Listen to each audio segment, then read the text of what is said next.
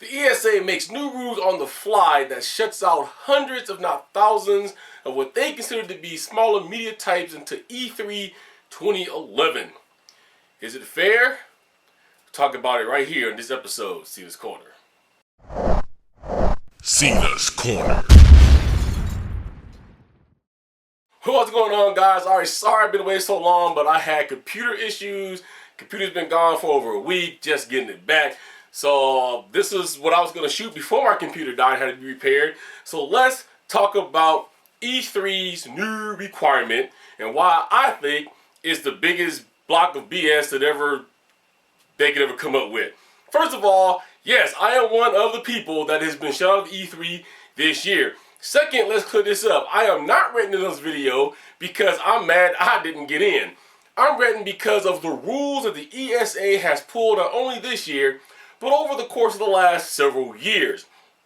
You know, they started by shutting out the public, which was a big mistake because you, the public, is who gives us the jobs that we have, and that keeps developers making games. So they shut the public out, made it all what they call, quote unquote, a non-public event, and made it all a journalist event.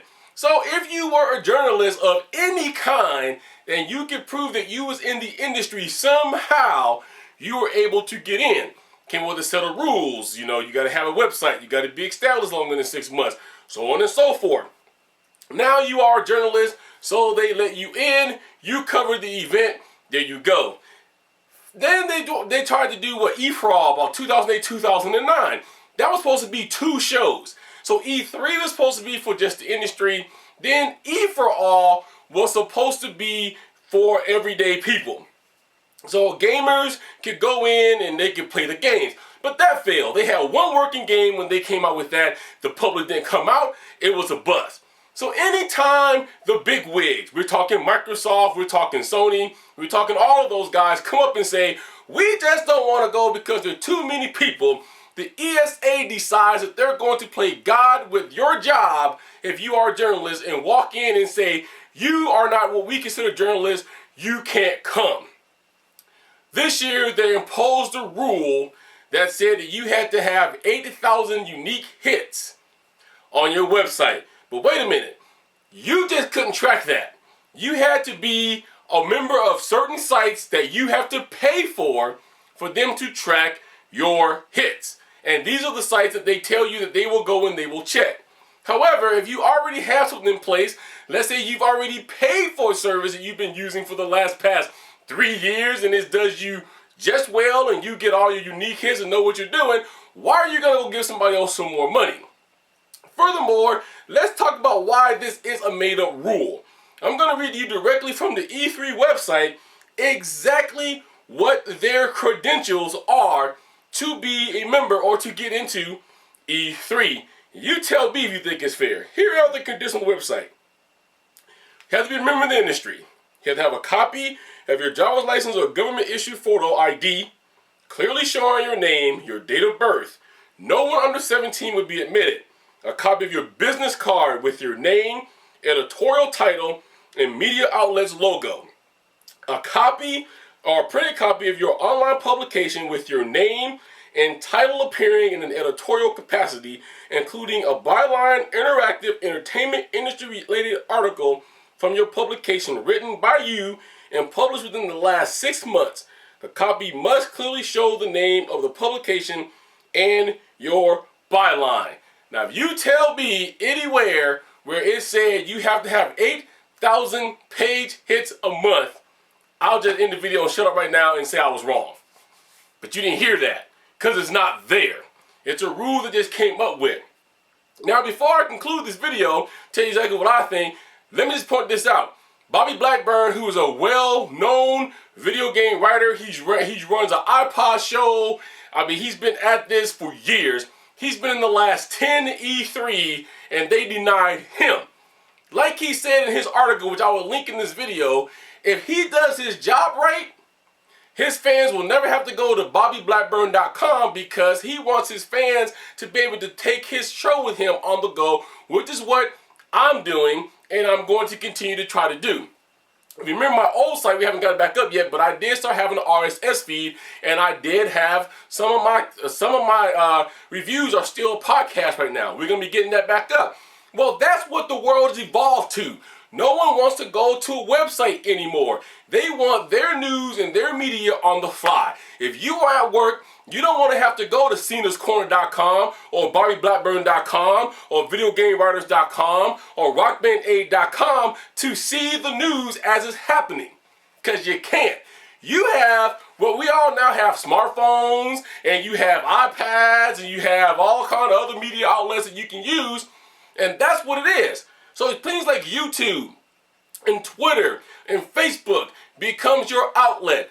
All of my videos, unless there's an issue with YouTube, you can watch anywhere you want to go. You can watch it on your iPhone, you can watch it on your Droid phone, your iPad, you can watch it on any other tablet. If you got Apple TV, if you got Google TV, you don't have to be sat down and tied to your desk to see anything that Cena's Corner does or any other of these outlets that's established themselves this way. So he got cut out because his page didn't get the 8,000 views, even though Bobby's been at this over 15 years, has a large audience, but he shifts everybody to his iTunes thing. Same thing I do. I shift all of you to YouTube because a lot of you like YouTube better. Some of you can't pull my site up from where you are for whatever reason, but can pull up YouTube. Second thing is, I am a video reviewer. I chose video after doing journalistic work for many years. I used to write for several different websites across the globe. But the thing is I came this unique way because it grabs you more and you can actually tell you if I'm BSing you or not, which is my whole goal. Therefore, it would cost me thousands and not hundreds of thousands of dollars a month if you looked at all the videos I have to run my own server off of my website just to host my video. So there are sites like YouTube that comes into play. And YouTube has made stars out of people and made people like myself kind of known to the public. So this is the ploy as far as I'm concerned for E3 to get money. Because back to what I was saying about quote unquote, it is a non-public event, BS. Here's why it's BS. If you are willing right now to call up E3 and give them $500 during this period, you can get a pass to E3. Excuse me, I couldn't have a code. They tell you it's subject to be denied. You ain't getting denied because you're giving them $500 to get in. And I think after April 30th, it goes to $250. When they wrote me my letter saying I was denied, they said, oh, but if you really want to come and hang out at E3, go ahead and give us all your money and you can come hang out with us. We'll gladly take $500 from you. And I said, no. What you guys need to understand is a lot of people think that E3 is doing this because people treat it like a huge arcade. I work when I go to E3. Bobby Blackburn works when he goes to E3. All of us who are independent work when we go to E3. But they want big names like IGN and Game Informer. IGN admitted to a person who wrote an article that they don't even write anything at E3. All your news from IGN and Game Informer and all of these people, and if you don't believe me, look it up. I have no reason to lie to you how this industry works. I'm just telling you the facts. They write this stuff sometimes 4 weeks before the show even happens. That's because of the fact that they go to these pre-E3 release parties where they can get first-hand dibs on the game, they talk to the developers, and they write all their stuff to make you think it's fresh. It gets released the week during E3, or a day after E3, or a day before, or the day of. It's been written 4 weeks before, people. People like Cena's Corner, VideoGameWriters.com, Bobby Blackburn, and a few other ones that's around here. When we go, we work. You're getting things directly from the floor. You're getting reviews directly from the directors. We're telling you fresh news as we've played it. We make hundreds of appointments to go. I should pull up my email from last year. I had an appointment list that was like this long. My hand's even off of the camera, it's so full. All Phil wanted to do was go play Tron, and I really wanted to hang out and play Rock Band all day. But we couldn't. We had to work. Every single day I was there. From the moment the E3 doors opened to the moment it was time to go home, we had an appointment somewhere. It was so bad that we got invited to a couple of big industry parties and we forgot about them because we were too busy working. It is something to go to do to work, and it is not an arcade. But E3 wants money. If I gave them $500, I would get in. What's the difference between the exhibitor badge and my badge being a media? Well, let's see, I get couches, I get a room that has Wi-Fi and printers, and I get exclusive access if the developer has exclusive access, meaning like in Project Natal, Now Connect was up under wraps. You had to be media to be able to go back there and take a look at Milo. Things like that. But to be honest with you, if no exclusives is going on from the developers, there's no little room that got blocked off for you to go back there and chill out, there's no difference between the passes other than the room with the couches and the Wi-Fi. So there's no difference between the exhibitor pass and my media pass, barring what I just told you.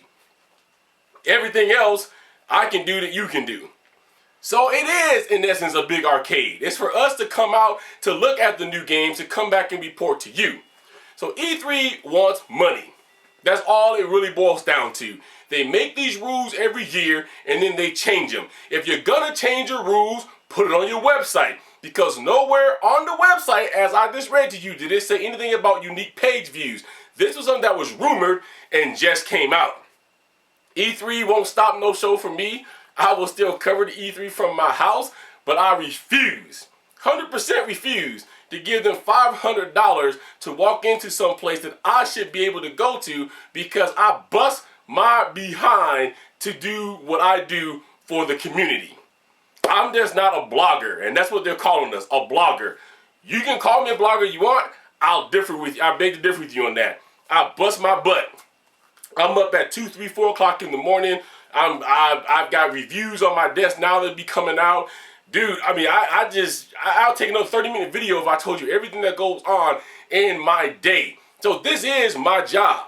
I just don't make any money directly from my website, but this is my job, bringing you guys the news, bringing you guys what's going on. If you watch my Twitter feed, if you watch Facebook, bringing you guys the news. So I'm just not a blogger, and neither of these other guys is getting cut out. 10 years going to E3, just done for some people.